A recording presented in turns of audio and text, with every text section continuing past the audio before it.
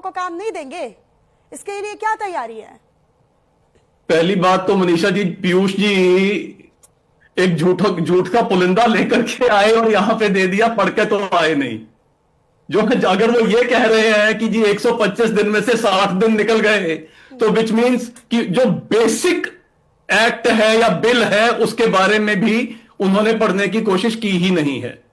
और यह पता होना चाहिए कि जब शुरू में मनरेगा आया था उस समय शरद पवार ने ये बहुत जोर शोर से कहा था कि जी 60 दिन के लिए इसको बंद कीजिए, क्योंकि जब किसानी का टाइम है, सिंचाई का टाइम है या कटाई का टाइम है, बुआई का टाइम है और कटाई का टाइम है, उस समय मजदूर नहीं मिलेगा और किसानी में दिक्कत आएगी। तो क्या ये एंटी किसान होना चाह रहे हैं कि किसान को मजदूर नहीं मिले? ये कह रहे हैं कि जी अगर जिसके पास अपनी जमीन नहीं है, अरे भाई जमीन अपनी नहीं है तो किसान के खेत में उसको काम मिल रहा है तो उस समय वो वाला काम करेगा और बाद में वो ये मनरेगा की ये स्कीम के अंडर काम करेगा। इसको समझना इतना मुश्किल नहीं है।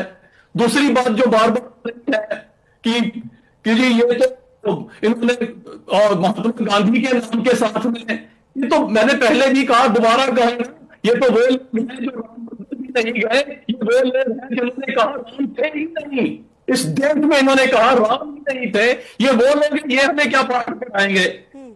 वो ये कह रहे हैं दूसरा, वो ये डिजिटल की बात कर रहे थे कि डिजिटल में कैसे होगा, और इन्होंने पहले अंश जी ने भी कहा कि कोविड के टाइम में क्योंकि जो जनधन खाते खुले, डीबीटी हुआ, उससे सक्सेसफुल हुआ, जो घर घर तक पहुंचा, जिसका इन्होंने विरोध किया था उस समय, इसीलिए पैसा पहुंचा। और चिदम्बरम जी ने यह कहा था कि इस देश में क्या बात कर रहे हैं कि आप इंटरनेट बॉटम तक पहुंच जाएगा। आज सब्जी वाला भी आपसे फाइनेंशियल पेमेंट जो है वो इंटरनेट के जरिए और पेटीएम पे लेता है। तो इनको पता होना चाहिए जो आज ये कह रहे हैं बेसिकली क्या है। जो बीच में से टाका लगाने की आदत है, जो पिलफरेज है जो पहले खत्म हो गई, वो ये स्कीम में अब ये प्रावधान किया जा रहा है कि पिलफरेज ना हो। जो पैसा 15 दिन में मिलता था अब हर हफ्ते मिले। तो इस तरह की जो, और दूसरा जो बार बार कहा कि जी वो राज्य का क्या होगा, अब वो समझने वाली बात है, टेक्निकल बात है। जो केंद्रीय राजस्व था उसका 26% राज्य को मिलता था। ओवर टाइम बढ़ाते बढ़ाते बढ़ाते अब हमारी सरकार ने फाइनेंस कमीशन के अंडर उसको 41% कर दिया है 26% से। तो हमें समझना चाहिए कि वो एक्सेस पैसा ऑलरेडी जा रहा है। एक scheme for special assistance to states, उसमें 1.5 लाख करोड़ रुपया दिया गया है, which is a 50 year interest free loan, कि आइए पैसा लीजिए, करिए काम आप।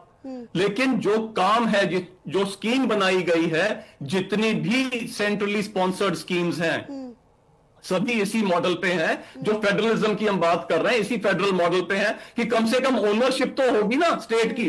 जब पैसा किसी और का है तो आपकी ओनरशिप, आप जो काम करवाएंगे वैसा करवाएंगे, जो चलेगा उसको मेंटेन करेंगे, उसकी ओनरशिप होगी। और आप बहुत इंपॉर्टेंट डेटा आपको दे रहा हूं, ठीक है, ये है कि 11-12 में अपनी जो रूरल पॉवर्टी थी वो 25.7% थी।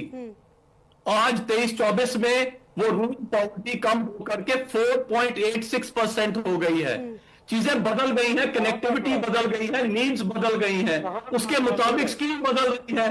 और इन्होंने ये कपिश जी कह रहे हैं, कपिश जी कुछ, हाँ ठीक है,